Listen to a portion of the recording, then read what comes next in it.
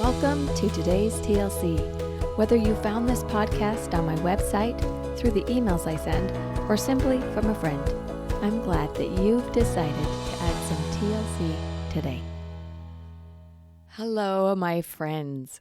How do you feel about spiders? If you're like most people, and like me, I don't really like spiders. Spiders are not very fun to have to squish, to get surprised by.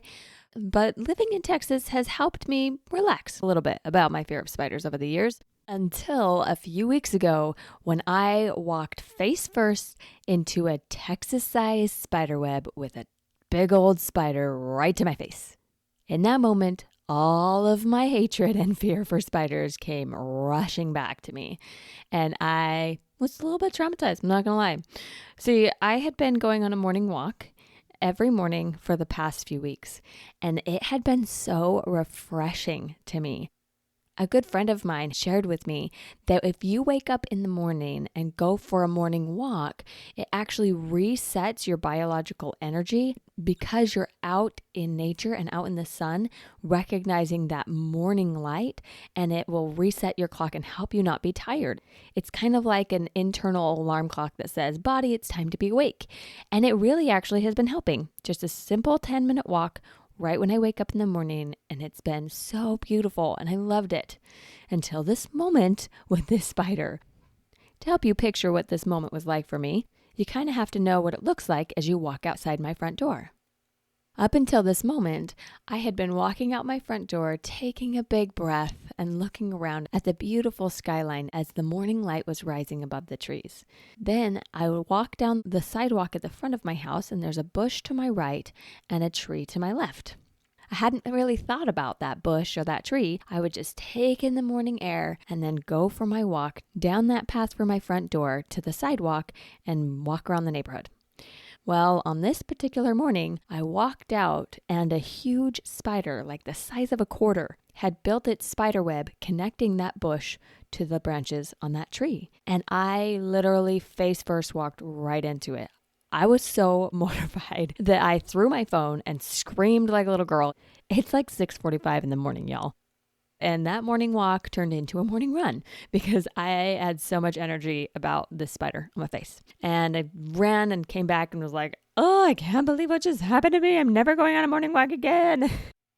Unfortunately, I could not find that spider because I wanted to kill it naturally, so it didn't happen again, and because, vengeance. But I was unable to find the spider. Well, the next morning, the adrenaline from that whole thing had worn off, and I thought, I can do this. I can go on my morning walk again. It's going to be just fine. I can look to see if there's a spider there, and if there is, I'll kill it then. But if not, no big deal. So I walk out, don't see the spider.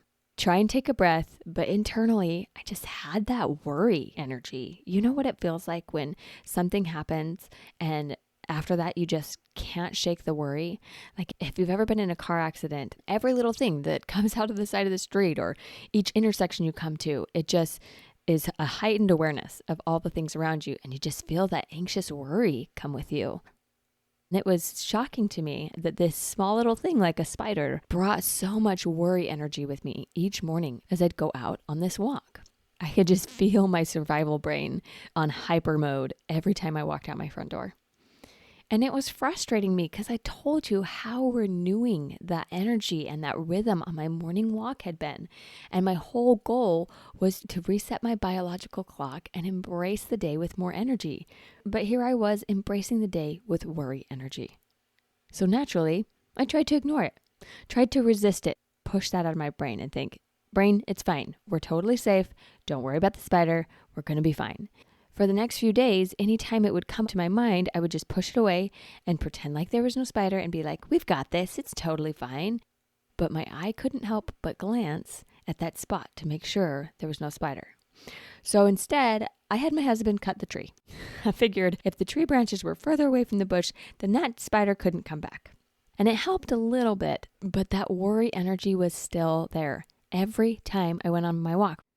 Resisting it wasn't working. My brain was still stuck. One morning, I remembered a trick that was taught to me when I learned about my brain. If you have an experience that's an intense energy and your brain wants to hyper focus on worry or fear or whatever that intense energy was, you have to replace it with a different energy that is just as tangible as the first. So I had had this big swelling of adrenaline and fear that I was screaming and throwing my phone, and all of that had happened when the spider was there. And so my brain attached that memory, that intense emotion, to that spot. So I knew I had to rewrite my brain with a different intense energy. So the next morning, I got up and got really centered, really clear. And I thought to myself, it's okay that this has affected me. One of the reasons I wasn't able to move through it was because I kept telling myself it was dumb how much I was worrying about this spider. So instead of resisting that or being mean to myself about it, I gave myself space to feel it first. I found what that felt like in my body, took in a big breath, and let it go. Then I thought about what I wanted to experience, what intense energy I could replace that with. I was able to intentionally create an energy in my body that was full of life.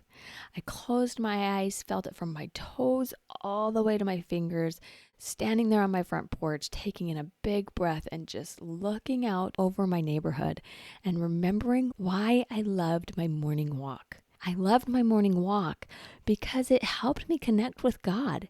I had been practicing a gains mindset where I would review all the things I had gained in the past day as I would go on my morning walks, and it would connect me with God, connect me with this forward momentum, and help me feel optimistic for the day. So I took a moment in that spot where it was negative before and remembered why it was positive for me, what it was I did love about being there. And guess what happened? After I had all that positive energy, I looked up at that tree, and guess what was sitting in the new, higher tree branch? That same spider, or his identical twin, because they looked just the same. And I had a new energy with that spider. And I had a choice. I could choose to let him be and keep going on my morning walk, or I could address the thing that was hard for me and change it. And I decided to advocate for myself. Went in and asked my husband, who was taller than me because I couldn't reach the spider, if he would help me kill it. So we got a broom and put it down on the ground and squished it. I didn't want to have to think about that spider every morning, whether he had kept his web there or was making it somewhere else. I decided it would be kinder to myself to just take care of it. But I didn't have to have that spider gone for me to feel okay. I had rewritten my energy, rewritten my brain, and created my own safety in that moment. And then I went on my morning walk. And it did take a few days of me practicing that energy, remembering that, and allowing myself to look around for spiders without being negative about it. And then it became subconscious. And now I go on my morning walk and I don't even think about that spider anymore. But I'm grateful for that chance for me to remember how important it is for me to look at what I'm feeling, channel my energy in a way that's actually useful to me, and then advocate for any change that would be helpful for me. That's my invitation for you today. Where are you experiencing that worry energy? Are you pretending that it's not there even though it is? Maybe you're resisting it and hoping that it just goes away. Please do yourself a favor and look at your worry energy. Give it space. Let it flow through you instead of getting stuck in you. I promise it will help you resolve it. Worry wastes so much energy. Let's replace that with a new energy. And then, my friend, please advocate for what you need to do to help you move forward. You can create your own energy. You don't have to take worry with you, and you are worth advocating for. I promise, my friend, as you practice these things, you will be able to move forward and overcome whatever worry energy you've been dragging with you. Let it go. I've watched so many people do this in their lives where they've had trauma in their past or struggled with a relationship that feels so contentious, and they gave themselves space to feel. They've rewritten their narrative and their energy and they've advocated for what they need.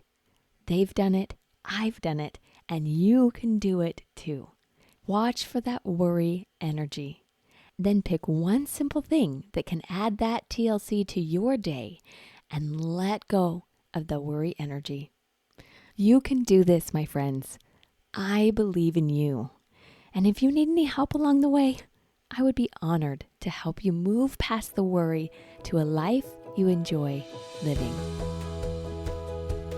Life after therapy can be simple. Come learn how to think light, feel light, and live light at thelightcoach.com. I offer 5 free discovery sessions each week, and one of them is for you. Together, let's discover the joy that's possible in life after therapy.